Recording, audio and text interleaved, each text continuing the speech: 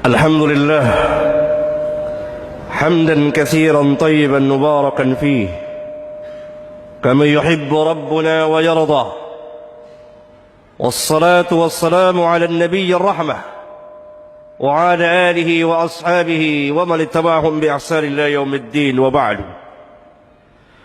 Sidang Jumat yang saya cintai, ada salah satu firqah, kelompok yang berkembang di negeri kita ini sejak 20 tahun lebih yang lalu, yang ajarannya sangat sesat dan menyesatkan. Bahkan kalau kita timbang dengan timbangan Al-Quran dan Sunnah, tidak ragu lagi bahwa ajaran mereka ini telah keluar dari Islam. Walaupun mereka mengatasnamakan Islam, mereka adalah orang-orang yang dididik oleh para orientalis di negeri-negeri mereka.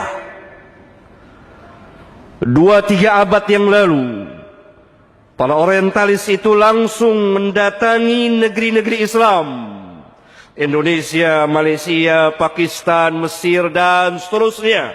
Mereka turun terjun langsung merusak akidah dan amaliyah kaum muslimin. Pada awal abad ke-20, mereka telah mendirikan beberapa madrasah mereka yang tersebar di negeri-negeri mereka.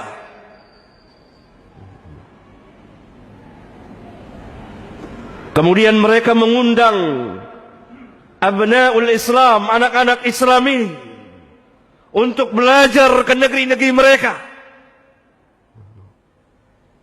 Inilah madrasah orientalis, atau yang saya namakan dengan nama Yahudi gaya baru.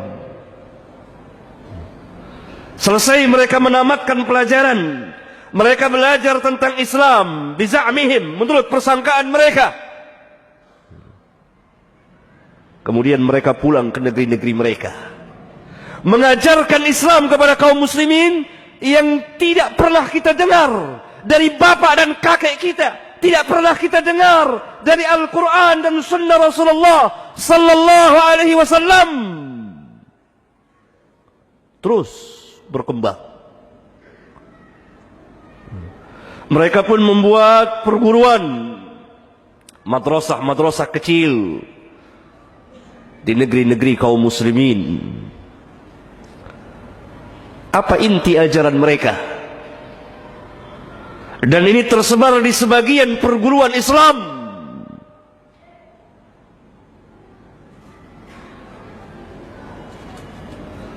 Pertama, mereka mendakwakan kesatuan agama, wahdatul wujud, wahdatul adyan, kesatuan agama. Semua agama adalah sama, tujuannya adalah satu kepadanya. Tidak ada perbedaan antara Islam, Kristen, Yahudi, Konghucu, Buddha, Hindu. Sama semuanya. Semuanya berada dalam kebenaran.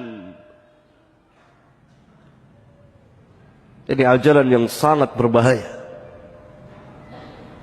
merusak dan membatalkan dan menghancurkan akidah seorang muslim, di mana Rabbuna telah tegaskan tadi, inna ad-dina 'inda Allahil Islam.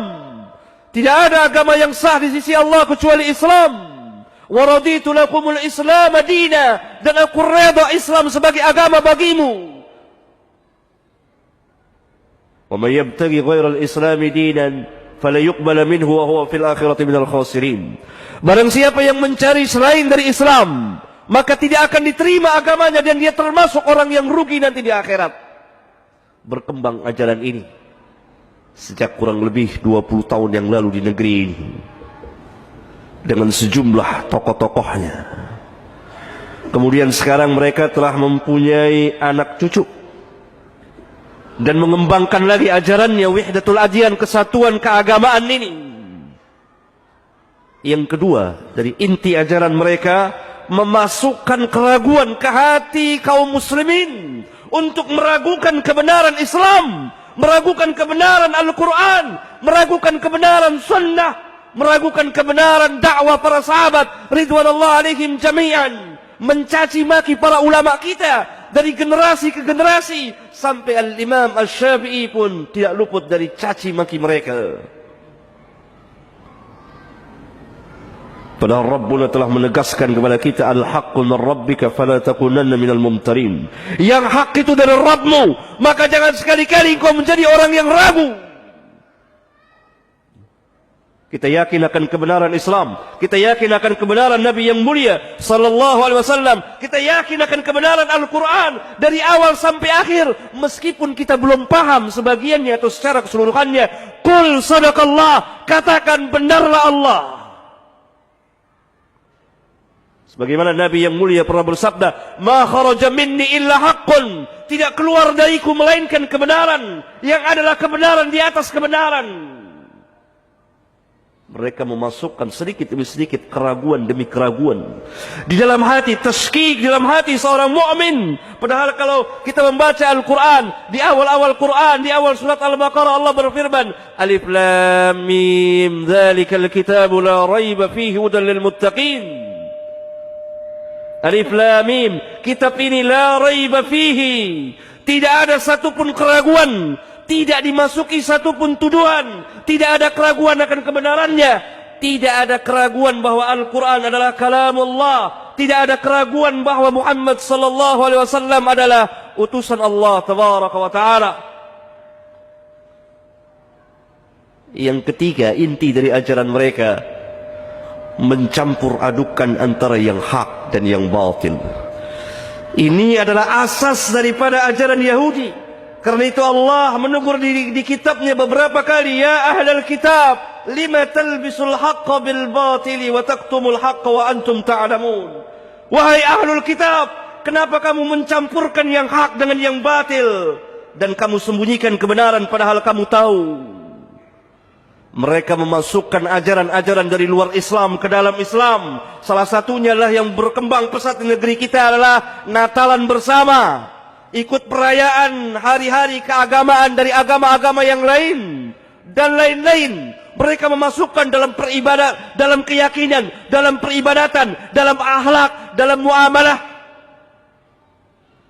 Lihat cara bermuamalah kita, penuh dengan yang haram. Lihat bank-bank konvensional yang ada ini adalah bank-bank ribawiyah. Orang pertama yang membuat bank konvensional adalah al-Yahud, orang-orang Yahudi. Yang keempat, inti dari ajaran mereka adalah meninggalkan ketaatan kepada Allah sedikit demi sedikit untuk menuju kepada kemutlakan. Tidak ada taat kepada Allah dan Rasulnya. Oleh karena itu kita lihat seorang mahasiswa di sana perguruan muslim, dia tarkus salat, meninggalkan salat bukan karena malas, tapi karena keyakinan memang salat tidak wajib. Fa inna lillahi wa inna ilaihi raji'un. Mudah-mudahan khutbah ini bermanfaat bagi khatib dan jamaah.